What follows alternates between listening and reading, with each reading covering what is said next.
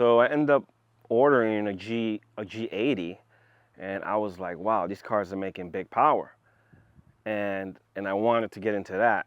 And when I ordered it, I ended up going to my friend Yusuf in Bremen BMW here in Fort Pierce, and he actually had a guy there who ordered the G90, and it was one of the first ones in Florida. And the guy basically walked away from the deal and said, just sell the car.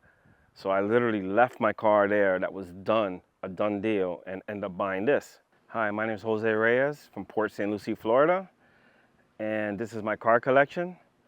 A lot of different cars. It all started way back when I got into Toyota Corollas and Rotaries, and it just kind of took off from there. To me, my cars represent my style, my design, my lifestyle.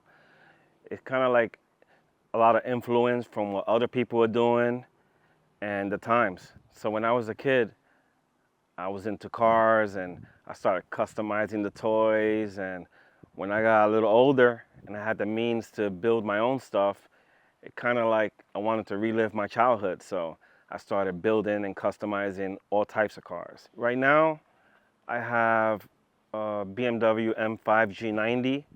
I have a few GTRs. I kind of like into the Skylines right now. I have lifted trucks, bag trucks, current trucks I'm building right now. And it's a little of everything. We have cars meant to go fast, cars that look good, cars that are meant to be low, just all types of vast of everything. So I ended up ordering a G80, and I was like, wow, these cars are making big power. And I wanted to get into that. And when I ordered it, I ended up going to my friend Yusuf in Bremen BMW here in Fort Pierce, and he actually had a guy there who ordered the G90, and it was one of the first ones in Florida. And the guy basically walked away from the deal and said, just sell the car. So I literally left my car there that was done, a done deal, and ended up buying this. And I thought it was fast and it's a heavy car, but I knew it had a lot of potential. And right away, I wanted to get all the carbon for it. I wanted to lower it. I wanted to put strash wheels on it and tune it. And it ended up basically being this, making roughly 900 horsepower, and just something that people do not expect. And it's pretty cool. It's a big, heavy sedan that goes pretty fast. So a few months after I built the G90, I ended up wanting to do a GTR. So I bought a GTST, and I was gonna make it fast, and I didn't want it to be perfect because I just basically wanted it to be, a daily car that I don't have to worry about, that's pretty fast. And I ended up buying that car and then another car to build one out of two. And I just got sidetracked and ended up buying this car behind me, which is a Nismo R32 GTR. It's one of 500. They made 560. 60 of them were not sold to the public, and 500 was sold to the public, and this is one of them. And this car is a 2.8 HKS everything. It's a stroker motor. It has a Borg Wagner. It makes 860 to the wheels right now on E85. It's pretty quick, but over the years I've owned all types of cars. I'm into bagged vehicles, built vehicles. I'm into Rotaries, Corollas, drifting cars, lifted trucks, and right now I'm currently building a 56 F100 that we're chopping, brand new frame, brand new four-linked, air ride, you name it, completely redone truck. That's gonna be basically a rat rod looking truck, but it's gonna be a modern vibe to that. Back there I got a 1997 Chevy Silverado that was built by a good friend of mine at a school, Martin County High School. And it's a ridiculous build. It's full, complete frame, four-linked, 24 by 15 wheels. It's basically a ridiculous build. Everything that we do is basically ends up getting sidetracked and just grows and gets bigger and bigger and bigger, and it just drives us to build a better one and a better one and a better one. So that's where we are today. So I know it's hard for enthusiasts to find a good shop, a shop that's going to take them seriously and do things with quality in a timely manner. And that's really hard, and that could really sidetrack someone building a car. It basically it crushes their goal and their want to. So, I've learned that over the years that finding the best price is not the best.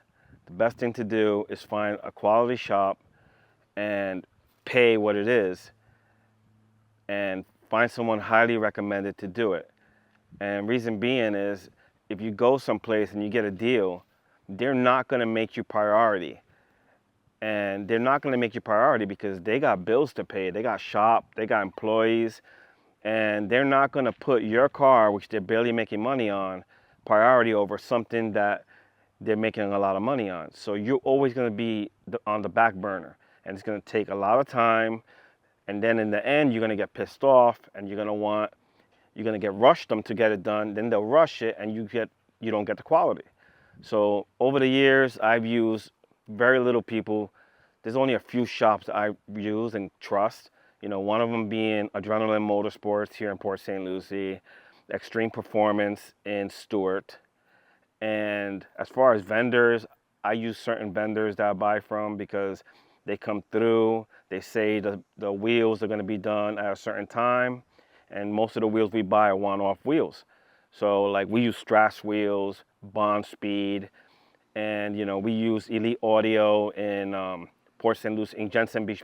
They do all the wiring and electrical for us, and pretty much that's it. And I feel like, if you're gonna choose a shop, well, you better do the research because it could really sidetrack you and make you not want to even finish the build. Modist is a great thing because that website is going to help you find reputable shops who are proven and do quality work. I didn't have that when I was building any of my cars over the years, and I've been doing this 20, 30 years since I was a teenager.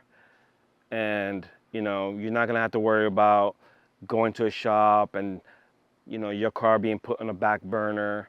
You're not going to have to worry about any of that. It's going to be proven shops that are inspected by Modist. They're going to go and check the shops out and make sure they're doing what they say they're doing. Make sure they got good ratings on the Better Business Bureau and all of that.